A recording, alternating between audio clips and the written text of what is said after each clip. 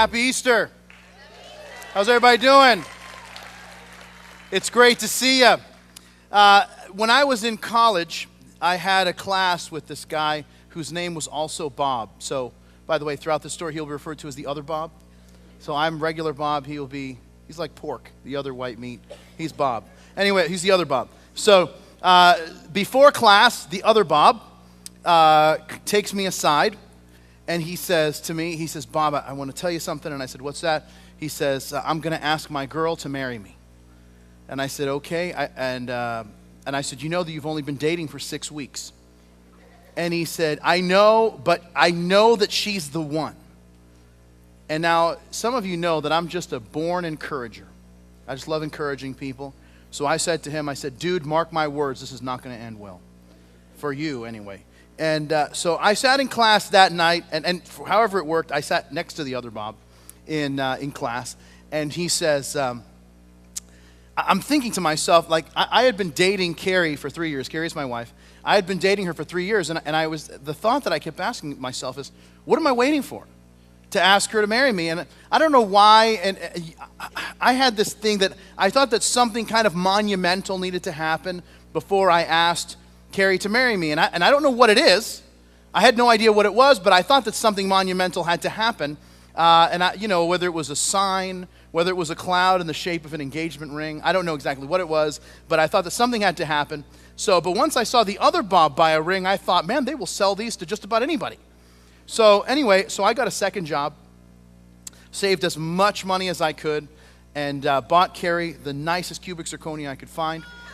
No, I didn't. My wife doesn't like that joke, but she was at the last service, so I'm good. So I bought the ring, and then I had to figure out how to propose to her. Now, ladies, can I speak to you for just a moment? I'm going to speak on behalf of every man, ever, worldwide, okay? Listen, you have no idea the pressure that we're under. Because we can't just, hey, what's up? How you doing? Good. Hey, will you marry me? No. It's got to be romantic. It's got to be thoughtful. Oh, and by the way, it can never have been done before. Because you can't do something like, I love that movie, and I just did it no. You can't show up and be like, I'm just going to bring the boom box, and have like Peter Gabriel. No, that doesn't work. No, it's already been done. John Cusack did that. Can't do that. So anyway, I had to figure it out. So I actually bought the ring. One of my closest friends in high school, his dad is a jeweler, so I bought the ring from him. So I'm at the jewelry shop, and I'm like, I got to ask this girl to marry me, and I don't know how to do it. I mean, I don't know what to say, but like, what do I do that's like super romantic to, whatever. And so they give me all these suggestions, which, by the way, are all horrible. And I'm not doing that. I'm going to do the opposite of that, perhaps, but I'm not going to do that. So anyway, then a girl comes out from the back, and she says, we just got these and it was a jewelry box, but it was actually like a rose. But then, like, the box opened up and the ring was inside, but it looked like a rose. Now, please understand, this is 1995. I know it's not the way it works now. I know that now there's like holograms and drones that bring in rings, but back then we just had little boxes in the shape of a rose. We had origami, that's it. All right, it's all we had. And so anyway, so I say, that's a good idea. So she says, why don't you buy a dozen roses, put that in the middle, and then give it to her and propose to her? And I said, I like that. So anyway, and I said, but just so you and I understand, I'll be doing this and I will never give you credit for this because this is going to be a Bob Franco's original. So anyway, so I decided, because I had to make it my own, I went out and bought 2 dozen roses because now it's totally original. And then I put the flowers in the middle. I put the ring inside the fake rose in the middle, and then I went to Carrie's house, and I thought it would be cool if her whole family was there. So it was her whole family was there. I got to the house, I gave Carrie the roses, and she's like, oh, honey, that's so nice, let me go put them in a vase. And I'm like, yeah, but look at the roses. She's like, okay, I'll go put them in. Look closely at the roses. Okay. All right, let me go put them. Oh, all right, Carrie. Look in the middle. Look in the middle. Look in the middle. So, look in the middle. So she looks in the middle. She says, okay, I'm going to put them in. All right, Carrie. I'm going to have to be blunt here. The middle one opens. So I pop it open, And then she's, and she's kind of taken back, but I get down on one knee, and I tell her I have this whole spiel that I got. And then I said, will you marry me? And then Carrie responded, nothing. She said nothing. But, the thing is, sometimes nothing is okay. Where it's like, that's sometimes nothing. This was not one of those sometimes. It was like, it was a look of shock / I got a ring, but I just saw the movie The Ring, like that kind of, kind of one of those. The thing, something's coming out of the TV, and so anyway, so then she says nothing for this is 5 seconds, 10 seconds, 20 seconds. And now she denies this, but I tell her, listen, I know what you were thinking. That's not true. Yes, it is. She's scrolling. I'm telling you this. I said, this is what you were doing. You're scrolling through your mind. Is there anyone else? Well, there's him. He's married. And then there's him. Oh, yeah, he got married too. And then there's him. That guy's a real loser. Well, we'll put him in the maybe category. And so there's this whole thing, right? And so then to the point where I say the words that every boy wants to say. Honey, I'm going to need an answer. And then she, so after she says it, she goes, yeah. This is how I got engaged. This is, so she says the whole thing, I'm going to need an answer. Yeah. And I said, I'm like, listen, I just want you to know, I'm taking this as an affirmative, that we are now engaged. And she's like, yes, yes, yes, yes, yes. Okay, then she's like psyching herself up. Yeah, we're engaged. Woo! So then she kind of like psychs herself up into it. And now, we've been married for 16 years now, so I think it worked out. I won her over. Just like 2 years ago, I won her over. And so now let me give you the other part of the story, because this is the other part of the story. A couple years ago, I get invited to speak at this church. It was a few hours away, so I get in my car, I drive up, and and I get there, and who's the assistant pastor at the church? The other Bob is the assistant pastor. And I see him. I hadn't seen him in years, and I'm like, the other Bob, how you doing? And I don't call him the other Bob when I see him. I just call him Bob. And I said, man, I've been meaning to tell you something for years. I said, remember the girl that you proposed to in college? You told me about it. Remember, you proposed to her, and not only did she say no, but she broke up with you on the spot. You remember that? And he says, Bob, it's kind of hard to forget moments like that. And I'm like, yeah, well, anyway, so cool. What happened? Not you, of course, but so cool for me. Because when you did that, I said, why haven't I asked Carrie to marry me? And so what happened is that because you we're going to ask your girl, I decided to buy a ring and ask Carrie to marry me. So I need to thank you. You made such a horrible decision, but it led to me making an awesome decision. So, right on. And anyway, Bob and I don't speak anymore. I'm just kidding. But now here's the thing. Now here's why I tell you all of this. Is that it's amazing how moments come to us. Moments come to us in a myriad of ways. And here, I have this firm belief, and here's what I mean by this. I have this firm belief that there are moments that define you. There are moments where you come face to face with a challenge. Moments where you come face to face with an opportunity. Moments where you come face to face with a truth. And it's what we do with that challenge, that opportunity, and that truth that defines who we become. And if we were honest, here's what we would say as we think about it. It's moments, not months. It's moments, not years. It's moments, not decades, that define who we become. It's that, think about it, it's that step you took down the aisle with him or her that then led you to make another choice, and it set off a chain reaction to now you're where you are. Good or bad, you're where you are because of a decision, a moment, a defining moment in your life. That decision to stick it out when you were in school, and you're like, man, I'm in college, and this stinks, and I don't know why I'm doing this, or you're in high school. I mean, for some of you, it could have been elementary school. And you're like, third grade, I'm out of here. But you decided, I'm going to stick it out, at least till middle school. And And whatever it is, so whether it was school, whether it was your career, whether it was a relationship, and you said, you know what, we are not giving up, we are not throwing in the towel, that moment where you made the choice and then followed through was the moment that made all the difference. You see, it's a defining moment. It's the moment that changed everything. And here's the thing, sometimes, like me, it was someone else's decision that became a defining moment for me. Sometimes, listen, it's a mistake that we've made. We make this mistake and we fall, and we didn't think we would, but we fell, and that can be the decision, the defining moment. Or it's this, or it's when we actually got up from that moment that we actually, that became the thing that changed everything for us. You see, my friends, that is the story of Simon Peter, Jesus' most famous disciple. You see, he was the guy that told Jesus, I will go to prison for you, I will die for you, I would never turn or run away. All these other people might forsake you, but I never would. And here's what happened. When the moment came, Peter denied Jesus 3 times. And see, what I want to do in the moments that we have together is I want to take you through the most defining moment of Peter's life. Not the moment when he fell.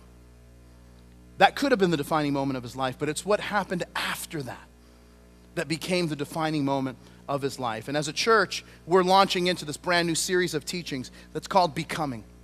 Because you and I both know this. For every single one of us, there is a person that we want to become. And you've got a vision in your mind of that person, of what you want to become, what he looks like, what he sounds like, where he lives, and what he drives, and what his relationship with his wife or husband is, and what his relationship with his or her kids is, and all that. And you have this vision. And the question is, this is the problem that we have sometimes. We know who it is that we want to become, but we don't know how to get there.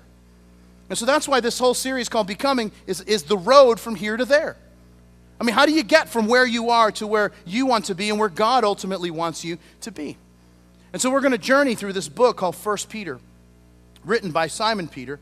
And that's why I have the first verse in there. It says, Peter, an apostle of Jesus Christ. That's all we're going to read is one verse. Because I want to talk about the person. And here's the thing, is that this might not seem shocking to you, but if you were there that night that he denied knowing Jesus, you might be shocked. Saying, you're going to write a book. Whoa, slow down. Are you sure you want to do that? You're going to talk about what happened? No, I'm not going to talk about what happened. But I'm going to talk about how you get from where you are to where God ultimately wants you to be. Because what happened in Peter's life is he made the biggest mistake of his life. He betrayed Jesus when Jesus needed him most. And you wouldn't think that Peter would be writing anything. In fact, some of us, if we were there, we would think, you know what? Jesus isn't going to have anything to do with Peter after this moment. But something else took place. In fact, what I want to do is I want to read you the story of Peter's denial, and then I want to walk us through 3 little vignettes, 3 little scenes in Peter's life. Let me read it to you. This is in the notes that we gave you in Matthew 26. It says, Now Peter sat outside the courtyard, and a servant girl came to him, saying, You also were with Jesus of Galilee. But he denied it before them all, saying, I do not know what you're saying. And when he had gone out to the gateway, another girl saw him and said to those who were there, This fellow was also with Jesus of Nazareth. But again he denied it with an oath, I do not know the man. And a little later, those who stood by came up and said to Peter, Surely you are also one of them, for your speech betrays you. And then he began to curse and swear, saying, I do not know the man. Immediately the rooster crowed. And Peter remembered the words of Jesus, who said to him, Before the rooster crows, you will deny me 3 times. And he went out and wept bitterly. You see, I don't know how it works for you, but has there ever been a time where you actually did something that you said you'd never do? Where you actually said something that you thought you'd never say? That you went somewhere that you said you'd never go, and then you found yourself saying the thing you thought you'd never say, going the place you thought you'd never go, or saying the thing you thought you'd never say, and doing the thing you thought you'd never do. I mean, and then what happens? Listen, in the aftermath of it. You see, this is where Peter is. It's not just the denial that he's living with, it's the aftermath of it. And he's just, now what? So he leaves, and his only response is, after he does the thing that he said he would never do, is he just weeps bitterly. You know why you weep bitterly? You weep like this when you think that you're finished. You weep like this because he thought that him and Jesus were done. You see, shortly after the denial of Jesus, this is when Jesus is on trial. This is in the middle of the night. By daybreak, Jesus is on the cross. But that's not the end of the story. We know that. But Peter did not know that. You see, we're here celebrating because we realize that Jesus walked out of that tomb 3 days later. And listen, and here's the thing that's amazing. And so there was 3 days that Peter was just living with this failure. Living with the fact that he did what he said he would never do. And you know why this is such an important message for us on Easter? Is because some of us are here looking for a second chance. Some of us have messed up. Some of us have made mistakes. Some of us think we've ruined things beyond repair. But I'm here to tell you some good news on this Easter morning or Easter afternoon, that God is a God of second chances. And guess what? He's a God of third chances. And he's a God of fourth chances. And he's a God of fifth chances. And he's a God, well, after 5 chances, you're done. No, I'm just kidding. You're not. He just, listen, there's this continual opportunity that we have to be renewed, that God's grace and his mercy is renewed. And so what I want to do is take you once again to 3 little scenes in Peter's life, that where Jesus talks about the moment that this betrayal is going to happen, and then what happens following this betrayal when Jesus gives Peter the opportunity for a second chance. I want to look at your notes, if you would. In Luke 22, here's what we read. And the Lord said, Simon, Simon, indeed Satan has asked for you, that he may sift you as wheat. But I have prayed for you that your faith should not fail.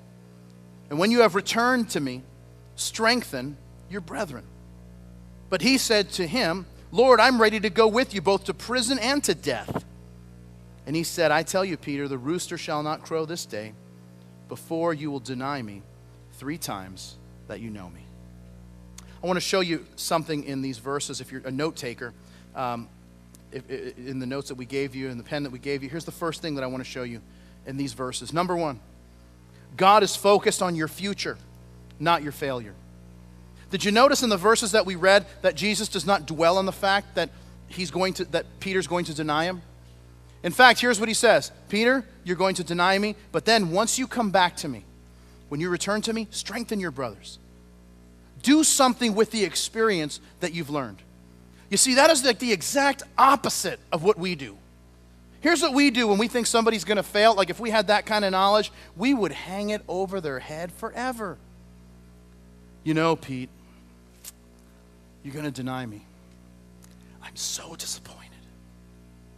You know, and then afterwards, 5 years after it happened, you're driving in your car. Somebody beeps their horn and it sounds like a rooster. Oh, wow, Pete. Doesn't it remind you of the day you denied me? Remember that? Wow. I told all my friends about that, and they all agree that you're a loser. Isn't that weird? They do. They all think you're a loser. Oh, by the way, you're not invited to anyone's party ever.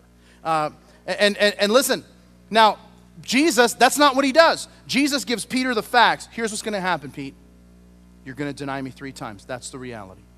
But when you come back, and I want you to come back, I want you to strengthen your brothers with the experience that you've had. I want to fast forward a few months in Peter's life. After the crucifixion, after the resurrection, Peter is in the temple talking about Jesus. The religious leaders approach him and say, hey, what are you doing? And here's what happens. Look at what it says. It's in your notes. It says in Acts 4, it says, when they saw the courage of Peter and John and realized that they were unschooled, ordinary men, they were astonished, and they took note that these men had been with Jesus. These guys were being threatened with beatings. They were being threatened with death, and they didn't care. You know why? Because Jesus had given Peter a vision of what his future could look like. It wasn't just, hey, you're going to mess up, and well, you know, it's just that's all we're going to live there. No, instead, here's what he did. He said, Pete, you're going to mess up, but I want you to strengthen people afterwards. You see, too often, here's what we do. We have experiences in the past that didn't go well, and we let that be the precursor to what our future is. And we think, man, 10 years ago it didn't work, and I know it's not going to work because it never works. And here's what we do. We take the paint can of the past, and we paint the picture of the future based on that. Can I tell you that that's not what God does? Here's what God does. He has a vision of what your future can be, and he lets that paint who he sees in the present. You see, you might think, man, I've failed, I've made mistakes, God is done with me. Can I tell you something? You're wrong. God is not done with you. God is thinking about the future that He has planned for you. And if you're willing to embrace it and let go of the past. Have you made mistakes? Sure. Have you messed up? Sure. But have you ruined things beyond repair? It doesn't have to be beyond repair. You can actually take those mistakes and say, you know what? That will not be who defines me. But instead, the fact that I get up again will be the thing that defines me. The fact that I have decided to live my life based on the vision that God has for me, I will allow that to define me. That's why the Bible would say it this way. For I know the thoughts that I think towards you, says the Lord, thoughts of peace and not of evil, to give you a future and a hope. So listen, here's what you have to decide on this Easter afternoon. Will you live based on your past? Or will you live based on the fact that God has a future and a hope for you? That God has a vision for your future that can be different than what your past was as you invite Him into your life. Well, look at what happens. Peter denies Jesus. Jesus goes to the cross, and then it's resurrection morning. It's the first Easter morning. Listen to what happens here. It's in your notes in Mark chapter 16. It says, now when the Sabbath was past, Mary Magdalene, Mary the mother of James, and Salome brought spices, that they might come and anoint Him. And very early in the morning, on the first day of the week, they came to the tomb when the sun had risen. And they said among themselves, who will roll away the stone from the door of the tomb for us? But when they looked up, they saw that the stone had been rolled away, for it was very large. And entering the tomb, they saw a young man clothed in a long white robe sitting on the right side, and they were alarmed. And he said to them, do not be alarmed. You seek Jesus of Nazareth, who was crucified. He is risen. He's not here. See the place where they laid Him, but go, tell His disciples, wait for it, and Peter, that He is going before you into Galilee, and there you will see Him, as He said to you. Now, if you pause there and give me your attention. Here's the second thing that happens in these defining moments in life. These defining moments, here's the second point. God is speaking encouragement into your life. God is speaking encouragement to your life. And every single one of us has a story of like the moment where we kind of, like one of our bigger mess ups, you know, like the moment where we messed up and we wanted to crawl under a rock and never come out. I'll tell you one of mine, just one of mine. I mean, we could spend the rest of our time talking about this, but I will tell you one of mine just, you know, so you can have a little fun at my expense. My youngest daughter is 14 months old, so this was about 17 months ago, 18 months ago. My wife was about 7 months pregnant with our youngest daughter, and we were at Disney World, and it was the last day of our vacation, and my daughter wanted to rent one of these, you know, those little Surrey bikes where everybody sits, and there's like a spot for 4 people, and they all sit and pedal. And then the ones at Disney, they have these 2 little baskets in the front that kind of serve like high chairs almost, you know, so you can put the kids in the front, the younger kids, and they get strapped in, and then the older kids or adults, they pedal in the back. So I have my 5-year-old daughter, my 3-year-old son, or my 2.5-year-old son, and then my pregnant wife is riding shotgun, and then I'm on the, you know, on the left side pedaling. And now, just to give you an idea as to how this works, I mean, we rented this. This is at the Boardwalk Resort. You know, this around that lake, there's all those different resorts, kind of all the Epcot resorts. So you rent the bike at a Boardwalk, and then you kind of go up this hill, and then you pass where Epcot is. Then you go to the beach club, then the yacht club. Then you go up another hill, and then you pass the Dolphin, the Swan Hotel, and then you go back. You get back to the Boardwalk where you rented the bikes. So we set out, we're having a great time. And then we get to the first hill. And then Carrie's like, wow, this is really kind of tough. And I'm like, well, you know, power through, woman. And so we kind of make it to the top. And then now when you're at the top, it's awesome because then you kind of, you get like the glide down, and then it's so easy. And it's just like a light pedal as everybody's going. And then you get to the other, you pass the yacht club, beach club, yacht club. Then you get the other big one, the big hill, which is what gets you over the lake, and then to the Swan, the Dolphin, then you go back. And that one is tough. And then she's like, oh, Bob, I can't pedal anymore. I'm tired. I can't. And I'm like, I don't care. Pedal, woman. And so she's like, she starts pedaling. And so, because I'm just a really kind person. And so anyway, so then we get back to where we started. I'm like, all right, wasn't that fun? Let's go home. And then both of my kids are going, one more time, one more time, one more time. And then before I can say anything, Carrie says, all right, let's go one more time. Yeah. And I'm like, whoa. Well, okay, so then we get to, so she says that because it was an easy glide down. Well, then we start going around. We get to that first hill again. And she's like, and now it's getting really hard because, now, we've exerted a lot of energy going the first time around. So then we get to that hill again, and she's like, oh, Bob, I can't pedal anymore. And I'm like, you must pedal, okay? There cannot only be one person pedaling and 3 people just sitting, okay? You've got to pedal.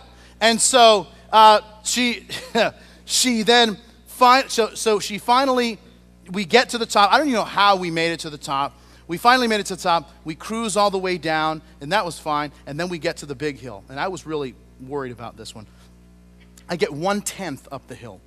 And I can't, you get to the pedal, it's like, it's not moving, okay? Can't move, can't move. And so Carrie's pedaling, she's like, listen, I'm going to get off the bike and walk. And I'm like, honey, but you're all right, get off. And so she gets off the bike, and I get about halfway up the hill. And mind you, all this time, there's like a little bell in the front, and the kids are ringing the bell. Faster, faster! I'm like, hey kid, when you're pedaling, you can decide how fast we go. And so, anyway, I said that in love, of course. And so anyway, we go around, and then, I'm about halfway up the hill, and she gets off the bike, and now I cannot move this bike anymore. And then something happened. I felt like a surge. I can't even describe it.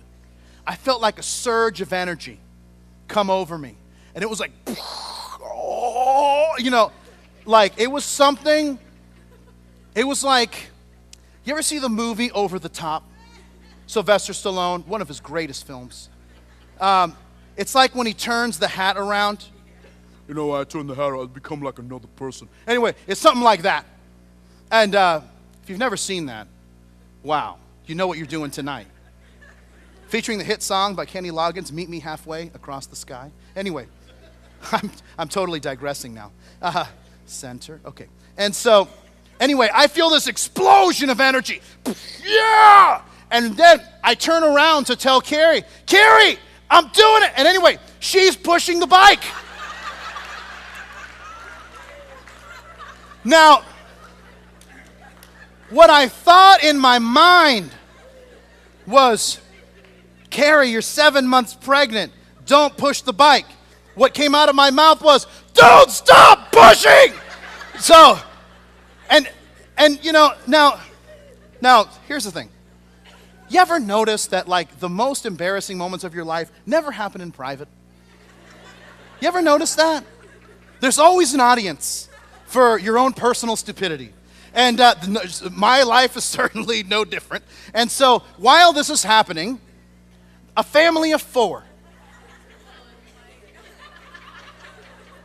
a mom and a dad and 2 13-year-old girls are driving by, and then they look at the kids, and their kids are all laughing, and then they look at me, and they're smiling, and then they look at my wife, and then the smile goes away. And then the girls, they start pointing like, Mommy, Daddy, why does the mean man make his pregnant wife push him around? Why is he turning it into a rickshaw? Look at him. Anyway, it's so awkward. Now, and then the other thing is, I have to give you a little backstory here. I will admit that I kind of play into this. But my kids think I have superpowers. They do. I mean, because anytime there's something to fix, I can fix it. So they like to be around when Boppy fixes something, and of course I make a big deal out of everything. So I'm like, look, we need a, screwdriver. Yeah, a screwdriver, let's do this. Now we put in the electrical plate. That's it, that's all we did is put a plate back on. And so, yeah, we did high fives all on. Anyway, so my kids think I have superpowers. My daughter is convinced that I'm a ninja. She says, this is like 6 months ago, she comes up to me and she says, Boppy, I want you to know that I know. You know what? That you're a ninja. Oh, that. Why, yes, I am. Now, speak nothing of this. Not even to Xander. Xander can't know this. It'll blow his mind. Okay. 10 minutes later, Bobby, you're a ninja? Anyway, this girl cannot keep a secret for anything. And so the whole thing is that Bobby can do anything. Bobby's a superhero. Bobby will fix it, whatever. And so now after the family of four has, had their time of, really chastising me, then we get to the top and we're kind of gliding back. And the kids are like, Bobby, why weren't you strong enough to get us to the top? Why was Mommy the big helper? Why weren't you able to do it? And I'm like, well, let's not get too technical here. It wasn't that bad. No, you really couldn't do it. Mommy's so much stronger. And I'm like, well, hey, kid, relax. And anyway, of course I said it all in love. And but here's the thing. Now, right, okay, so check it out. Now, this is one of those moments. Peter denies Jesus, and it's in front of everybody. And it's like it's this moment like, oh no, it's over for me. Peter denies knowing Jesus, right? And just 3 days ago, and after denying Jesus, they crucified him. That's his last act as a disciple. And then here's what happens, is that he has this thing, I'm done, God is done with me. Nobody recovers from this. And then in the verses that we just read, the girls show up to the tomb, and the angel says, here's the deal. Jesus says this, I want you to go to Galilee. Tell my disciples and Peter. Not just my disciples, he may not think he's part of the group anymore. Tell my disciples and Peter specifically to meet me in Galilee. Why? Because what he's showing him, listen, is that forgiveness and restoration is available even if you've messed up. That's what the cross is all about. That's what the resurrection is all about. That it offers every person the opportunity to be forgiven. Every person the opportunity to get a second chance and a new start. The Bible would say it this way. For God was in Christ reconciling the world to himself, no longer counting people's sins against them. And he gave us this wonderful ministry, wonderful message of reconciliation. You see, check it out. It doesn't matter. It doesn't matter how you've messed up, because all of us have messed up. It doesn't matter all the mistakes you've made, because all of us have made mistakes. God offers forgiveness to any person. And the person who is forgiven is the person who simply seizes it. The person who simply takes a step and receives it. Why? Listen, so simple. Why? Because he loves you. That's it. And that's what the last scene is all about. Now, let me give you a little bit of the backstory, and then we'll get to the last scene, and then we're done. Okay? So, the girls, they tell them, go tell the disciples and Peter to meet Jesus in Galilee. So they do just that. Hey, we saw this angel. He said to go meet Jesus in Galilee, that he's risen. So the disciples, they all go, including Peter, to Galilee and wait for Jesus. And they get there, and then there's kind of nothing to do. And so Peter says, I'm going fishing. And he says, okay. So he goes fishing, and they are there all night. They catch nothing. I mean, they're there, this whole time. Nothing. And then, that in the morning, is early there, and there's somebody on the shore. And he says, hey guys, why don't you cast your net on the other side? Now, you don't have to be a fishing expert. Have you ever been fishing on a boat to know that there's really no statistical difference to just throwing your line on one side? Oh no, the fish aren't on the left, they're over here on this side. And then you throw them, there's nothing, but on one side they got nothing. To throw your net on the other side, they did it, and here's what the Bible says, they caught 153 fish. This was a huge catch for them. Then they had to bring the whole thing in. Now, this triggers something. This is how they met Jesus. If you go to Luke chapter 5, that's how Peter encounters Jesus. They get this huge catch of fish, and then Peter just kneels down in front of him, and he says, Lord, depart from me, for I'm a sinful man. And now all the pieces come together. John says, the guy on the beach, it's the Lord. Peter then says, okay, he jumps into the water, and he swims to shore. Now here's the cool thing that I love, is that when they get there, Jesus has already made a fire. And Jesus is already cooking up some fish. I don't know if Jesus has ever made you breakfast, but he made them breakfast. My guess is it was pretty tasty. I mean, it was on like at least Cracker Barrel level as far as tasty goes, because they make a good breakfast. And so he makes them this awesome breakfast. Now, here's where the story picks up. In John 21, it says this. So when they had eaten breakfast, Jesus said to Simon Peter, Simon, son of Jonah, do you love me more than these? And he said to him, yes, Lord, you know that I love you. And he said to him, then feed my lambs. And he said to him a second time, Simon, son of Jonah, do you love me? He said to him, yes, Lord, you know that I love you. He said, then tend my sheep. He said to him this third time, Simon, son of Jonah, do you love me? And Peter was grieved because he had said to him a third time, do you love me? And he said to him, Lord, you know all things. You know that I love you. And he said to him, feed my sheep. And then he says to him a little while later, if you read the passage, the whole passage, he says 2 words to him. And he says, follow me. And that's the point that we're making here. Here's the last point in your outline. That God is specifically calling you to follow him. You see, the story is a little difficult to understand because we don't catch the nuance of it. Because we only have one, in the English language, we only have one word for love. Just love. And so we just say, use the same thing for love. We love everything, right? So I love my wife. I love my kids. I'm from Boston, so I love the Red Sox. I also love chicken wings. So these are all the same. I use the same. And it's like, so because we only have one word for love, we think we're using the same level of intensity for all of those things, right? Just for the record, I love my kids more than chicken wings. Even though I really love chicken wings, I love them more, okay? Now, but here's the deal. In the Greek language that the New Testament was written in, you could actually, the word is so nuanced that there's actually 4 words for love that's used. Like there's, if you were talking about a friend or someone that you really care about, that's like a best friend or someone that's like a brother to you, you would use the word, man, I really love that person. You would use the word phileo. Like we use the word Philadelphia. It's where we go to Philadelphia, which is the city of brotherly love. So that phileo speaks of a brotherly or friendship type of love. It's also where we get our English word phileo fish, interestingly enough. Or maybe not. There's also this. There's a Greek word for love that's called storge. Storge is the kind of love that you would talk about, like the kind of love that a parent would have for their children. There's also, the third one is, there's eros. Eros is where we get our word erotic.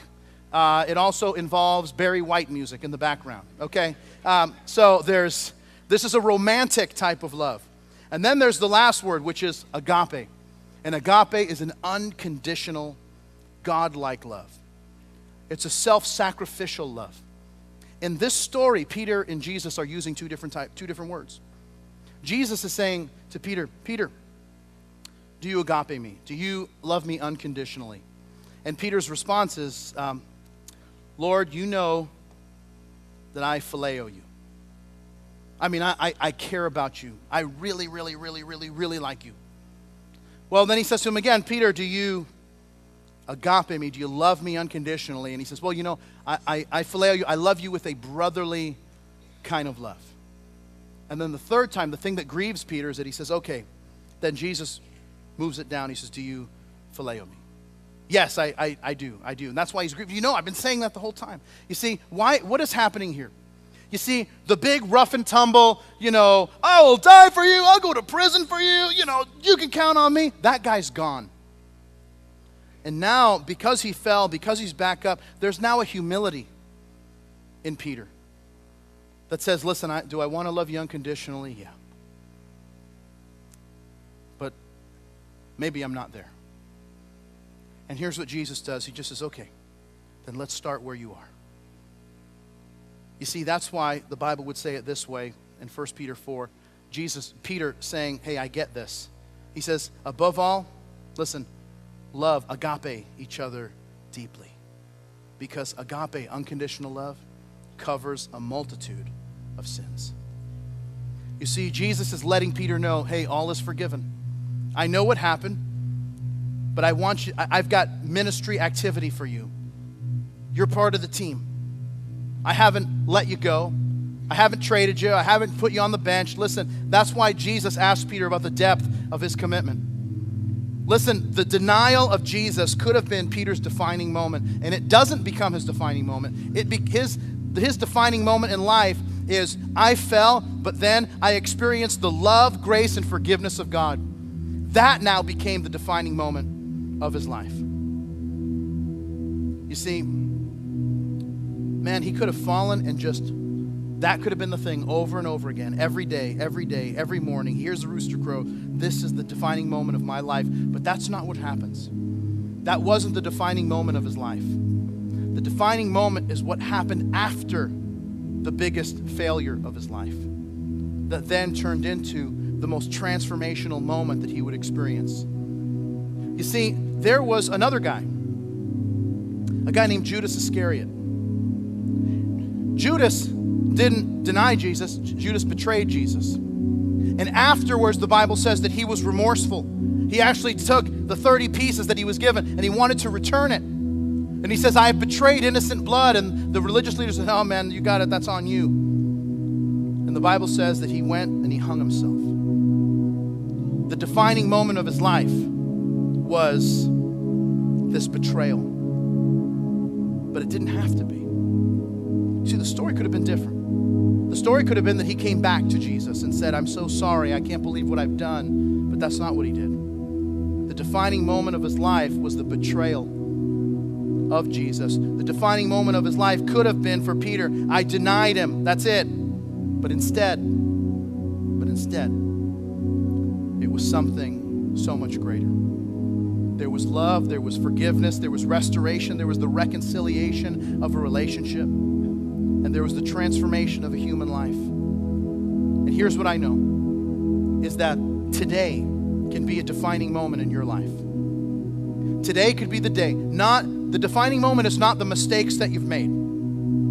The defining moment could be what happens in this place at this time, when you can experience the forgiveness and grace of God in a way that you've never known. That today you can leave this place different than when you came in. That today you can come face to face, not with your failures, not with your mistakes, not with the fact that God is so holy and I'm so unholy, not with that. But you can come face to face, so yeah, God is holy and I'm unholy, I get that. But God sent his son to die for me so that I could experience a defining moment in my life, that I came face to face with that truth. And I decided that there was a future that God had for me that was greater than anything that had happened in my past. Listen, I believe that that could be the case for many of us this morning. That we could come face to face with that truth, and today could be a defining moment for you. Let's pray together.